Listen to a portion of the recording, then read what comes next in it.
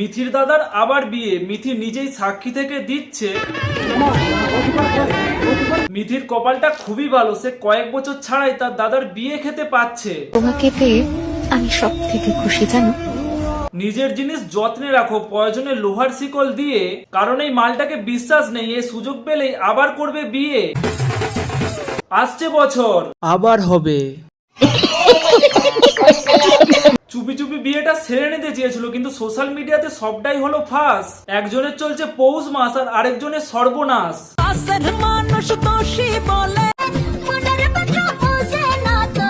ভলিনি লাগাও, ব্যথা সেরে যাবে। মানুষের ওপর ভরসা করো না, মানুষ আসবে, বাঁশ দেবে আর চলে যাবে। কথা কি ক্লিয়ার না ভেজাল আছে? সবার জীবনেই একে একে নতুন অধ্যায় শুরু হচ্ছে। একজন বিয়ে করে সংসার করতে শুরু করলো, আরেকজন স্যাড শায়রি বানাতে শুরু করলো। তাহলে চলো আমিও আমার কাজটা শুরু করি। चलिए शुरू करते हैं। তো বন্ধুগণ, নতুন একটা ভিডিওতে তোমাদের সবাইকে সুস্বাগতম। রোস্টিং জগতের নায়ক আমি করবো এদের রোস্ট, আর তোমরা ভিডিওটার মজা নাও। চলে আসলো নতুন একটি পোস্ট। তোমাকে পেয়ে আমি সব থেকে খুশি জানো। এই মালটা এইরকম কথা আরেকজনকেও বলেছিল, কিন্তু তার এখন অবস্থা এটা।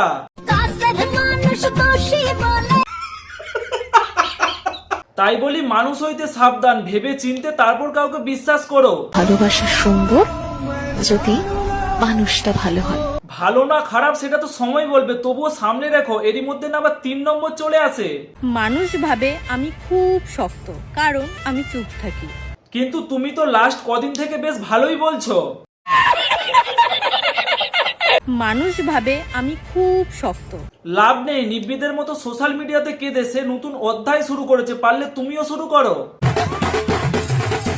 একটা দুটো বিয়ে এদের কাছে নর্মাল, তেমন কোনো ব্যাপারই না। কিন্তু খেয়াল রেখো, এই করতে করতে যেন না প্রত্যেকটা জেলায় একটা করে শ্বশুর বাড়ি তৈরি হয়ে যায়। আবে সালে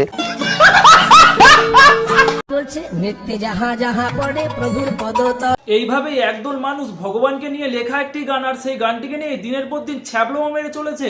প্রভুর পদতল। আয়না দিয়ে শরীর ঢেকে ফেলেছে। তাহলে কি জামা কাপড়গুলো মুখ দেখতে রেখেছো? মানে কি বলবো, এতগুলো আয়না কোথায় পেয়েছে কে জানে। কাল থেকে তো আমার আয়নাটা আমি খুঁজেই পাচ্ছি না।